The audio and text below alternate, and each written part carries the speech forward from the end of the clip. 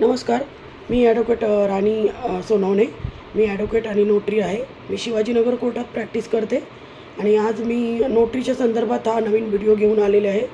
तो म्हणजे की ज्या लोकांना COP आलं नाही त्यांनी काय करायचं. आता मला बरेचसे फोन येतात की आमचं COP आलेलं आहे, थँक्यू मॅडम, तुम्ही आम्हाला मार्गदर्शन केलं. पण असे बरेचसे मला फोन येतात की जे आउट ऑफ पुणेमधून पण येतात, पुण्यामधून पण येतात आणि त्यांनी मला सांगितलेलं आहे की ते मला अजून COP आलेले नाही आहे आणि माझ्याबरोबर केलेले ज्या लोकांनी अर्ज आहेत, माझ्या मागून केलेले ज्या लोकांनी अर्ज आहेत त्यांना COP आलेले. तर मला तुम्हाला सांगायचं आहे की ज्यांना COP नाही आलं त्यांना सांगायचं आहे की नोटरी सेलला आता सध्या खूप बर्डन आलेलं आहे कामाचं. कारण नोटरी सेलला ते रिन्युअलचं पण काम आहे. कारण तुम्हाला माहिती आहे की नोटरी जे आपण नियुक्त होतो तर दर 5 वर्षांनी रिन्युअल पण असतं. मग जे जुने नोटरी आहेत त्यांचं रिन्युअलचं पण काम त्यांच्याकडे आहे आणि नवीन नोटरी जे आता महाराष्ट्रामध्ये 14,648 नोटरी झालेले आहेत. त्यामुळं नोटरी सेलवर खूप बर्डन आलेलं आहे. सगळ्यांना COP पाठवायचं आहे, सगळ्या जिल्ह्यांना COP पाठवायचं आहे. त्यांच्याकडे गट्टे असे पडलेत कामाचे की जे सगळे डॉक्युमेंट चेक करूनच तुम्हाला COP ते देतात ना. त्यामुळे ज्यांचं COP नाही आलं त्यांना मला एक सल्ला द्यायचा आहे की ते COP तुमचं येणार आहे वेळेत. ते त्या नोटरी सेलला माहिती आहे की सगळ्यांचं सेल तुम्हाला वेळेत द्यायचं आहे.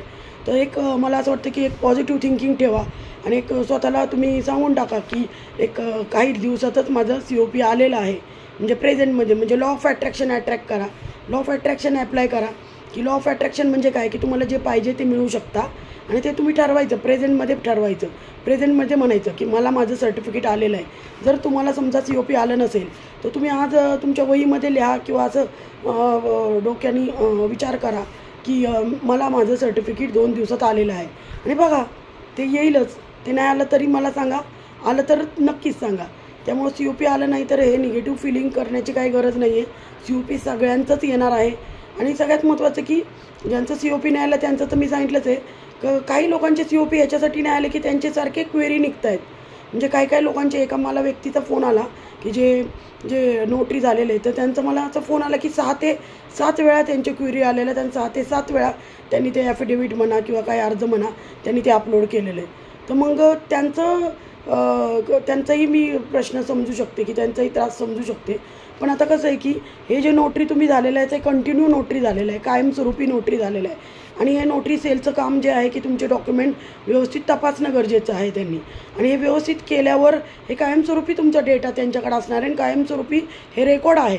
तुम्हाला सर्टिफिकेट पाठवताना त्यांनी कायमस्वरूपी माहिती सगळी व्यवस्थित चेक करून त्यांनी ते पाठवणं गरजेचं आहे. आणि त्यामुळे ते जास्त काळजी घेतात. नावामध्ये फरक असेल, याच्यामध्ये फरक असेल तर त्यांना ती क्वेरी काढावी लागते. तर आपलं काम काय आहे की आपण आता नोटरी झालेलो आहोत. आज ना उद्या आपलं सर्टिफिकेट येणार आहे. फक्त आपण त्यांनी जी क्वेरी काढली नोटरी सेलनी ती आपण कंटिन्यू ती वाचायची आणि ते अपलोड करायचं ते काय असेल ते. त्यामुळे नक्कीच सगळ्यांना नोटरी सेल तर्फे COP येणार आहे. थँक्यू. बाय.